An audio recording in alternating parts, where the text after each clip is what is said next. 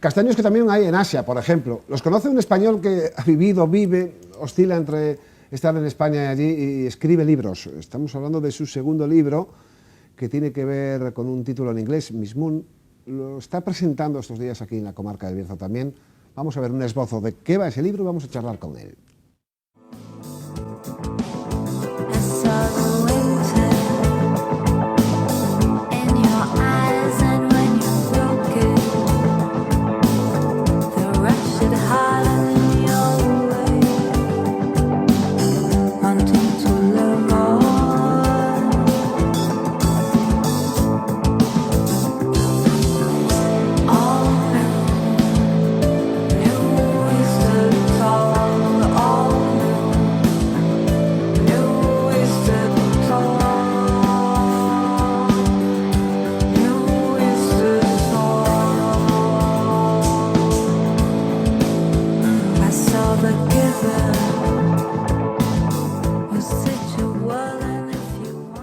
Fíjese, un español que ha vivido mucho tiempo en Asia, en varios lugares del continente, y que escribe libros, pero que es abogado. Fíjate qué diferencia entre la legislación y el mundo de la fantasía, o no, porque en este caso es prosa, no es poesía, ¿no?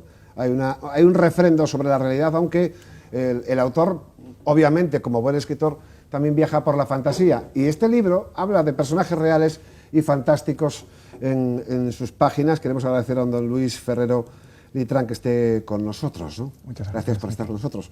Lo primero, para poder hacer un libro donde se habla de imaginería y realidad en el mundo asiático, de personajes, de tabús, de arquetipos, primero hay que irse allí, ¿no? Usted se fue a China en el año 2005, ¿no? Sí, en el año 2005. Por motivos laborales, personales, para hacer una vida nueva. ¿Por qué fue lo primero, ¿no? Estaba trabajando en una empresa murciana, es una multinacional que se dedica a la producción de riego y filtración industrial y agrícola. Trabajaba como abogado, necesitábamos crear una sociedad, una filial allí, y a mi jefe le pareció una buena idea que alguien que nunca había gestionado nada empezara a gestionar durante un periodo de un año. Eso fue en el 2005 y la estancia se alargó en Pekín hasta el año 2020, cuando estalló el COVID. Por aquel entonces era el Año Nuevo Chino, estaba en Japón pasando el Año Nuevo Chino, y cuando surgió el tema del COVID, llamé a mis compañeros para ver qué era mejor, si quedarme en Pekín, ir directamente a la zona donde nosotros tenemos la fábrica, y ellos me dijeron, vete de aquí. Y bueno, pues la opción era venir a España, que en aquel momento pensábamos que era lo más seguro. Luego no fue tanto. No hay mejor forma de conocer de dónde se viene que viajar y volver, ¿no? Eso es. Eso es un axioma en la historia de la humanidad. Este libro es el heredero de Luces de Oita, que ha habido un primer libro editado en el año 2021. Es decir, también es un libro de regreso.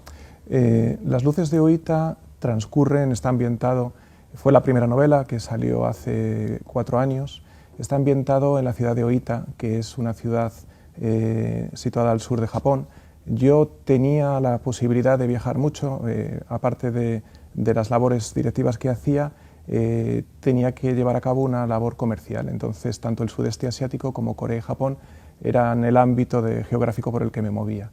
Y bueno, esto hacía que yo pasara bastante tiempo, tanto en Japón como luego en Tailandia, que es donde se ambienta esta segunda novela. Siempre he escrito desde muy joven, y de hecho tengo varias novelas sin publicar, no sé si verán algún día la luz. Acaban de verla, ¿no? Exacto, ojalá. Y esta primera era un reto muy especial porque bueno, yo tuve muchos buenos amigos japoneses, aún los tengo, y hay allí un fenómeno que era el de los hikikomori. Todavía se empieza a hablar en Europa, en España también, que son esas personas que se recluyen voluntariamente por periodos de tiempo superiores a 6 meses y que en ocasiones duran una vida. Esas personas, cuando se acuña el término de hikikomori, al principio se habla de que puede haber entre 5 y 6 millones de japoneses recluidos en la actualidad. También responde a arquetipos occidentales, ¿no? El ermitaño, ¿no? Has podido comprobar que, aunque sea diferente, en el fondo es lo mismo, ¿no? Es el hombre y su relación con el mundo, consigo mismo y con los demás, ¿no? Quizás es su relación o su no relación con el mundo, su necesidad de aislarse de una sociedad, aquella sobre todo cada vez más invasiva o más tecnificada, donde además se dan una serie de circunstancias culturales que bueno, cada vez, digamos que por el hecho de que todo es más global, también estamos importando aquí, ¿no? Creo que el mundo de las redes, esa invasión que procura el tener tan fácil la pantalla y el tener tan fácil el acceso a otros lugares sin moverte de tu casa, es tan invasivo que en determinados momentos es necesario cortar con ello.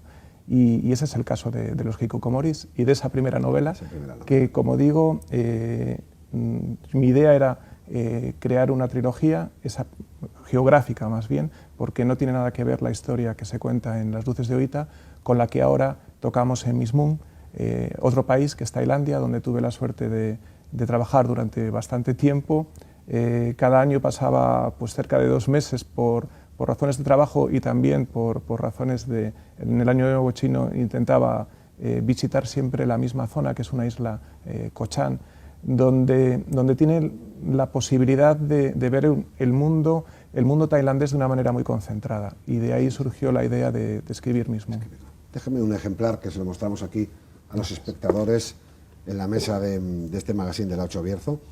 Pues ya saben, es una historia que mezcla el conocimiento de un abogado español occidental que se fue a Asia y que en su capacidad de observación y su necesidad, su vocación de escribir sus pensamientos, pues ha hecho esa mezcla, esa dualidad entre lo ficticio, lo real, lo occidental y lo oriental, que tiene incluso 4 puntos cardinales. Además, en esta obra, en sus páginas, en el interior de sus páginas, van a poder comprobar que nace otra novela dentro de ella. Cuéntanos cómo es esa experiencia. De repente, la historia cambia, migra de sí misma, se introduce en otra antes de concluir en la inicial, ¿no? Creo que es un recurso literario que ya había iniciado de alguna manera en Las luces de Oita, donde la trama, la parte quizás más intimista, se despeja a través de las cartas. En esta otra novela, digamos que hay una luz que surge de otra luz, que es esa novela corta donde los protagonistas que representan a Occidente y a Oriente confrontan realmente cuáles son las psiquis de la actuación de cada uno de ellos. Y a través de ese recurso, que es básicamente dar valor a la palabra escrita, lo que intento es llegar a conocer o dar a conocer al lector cuáles son los pensamientos, los vicios, las pasiones que hacen que se llegue, como ocurre en el libro, al crimen más aborrecible, que es el que cuento en Mismún. Esa nueva novela es la 7ª parte de esa novela interna, empieza en la 7ª parte, pero empieza más con, al margen de la prosa, también hay verso.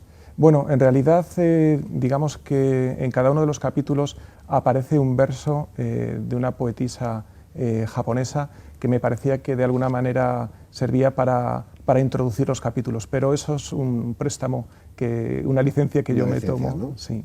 En realidad es prosa, es ficción, es prosa, es una historia novelada y es una historia donde hablamos de estereotipos, donde uno de los, creo que las experiencias más impactantes que le puede ocurrir a un occidental cuando está en Oriente es poder experimentar de propia mano cuáles son esos estereotipos desde los dos lados, desde la mirada del occidental, en este caso en el libro hablo de la mirada del hombre occidental hacia sobre todo la mujer oriental, con unos clichés que siguen perpetuándose, donde se espera encontrar una mujer pues sumisa, complaciente en todos los sentidos y por supuesto también en el sexual, y donde, por qué no decirlo, los orientales también juegan un papel muy claro en algunas ocasiones de dejar que eso ocurra, y ellos también tienen por supuesto unos estereotipos hacia lo occidental.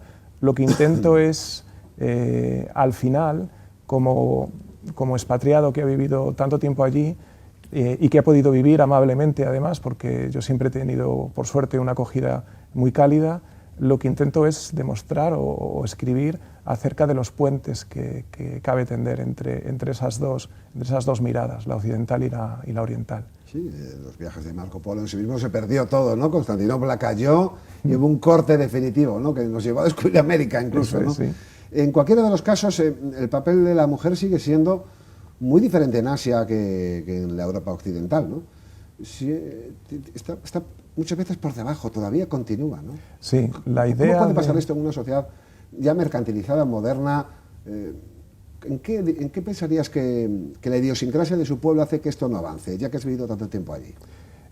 La verdad es que es una pregunta muy difícil de responder porque no es que estemos hablando de una cultura o de unos países modernos, sino que en determinadas ocasiones, o en determinados casos como puede ser el de Japón, estamos hablando de la posmodernidad.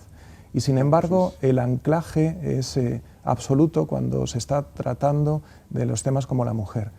Y no tengo una respuesta más que la incredulidad. Quizás estos tiempos en los que vivimos, donde hay movimientos que intentan, porque todavía nos queda muchísimo camino por recorrer, que la igualdad llegue, de alguna manera en lugares o en países como China, donde la permeabilidad no es exactamente lo que podemos pensar, va muchísimo más lento. Pero al mismo tiempo hay otras corrientes que vienen de muy atrás. En China se habla de que de las 4 patas del elefante hay 2 que son las que sostienen al elefante, que son las traseras y que son de mujer. O también se habla de que el cielo lo sostienen manos de hombres y manos de mujer por igual.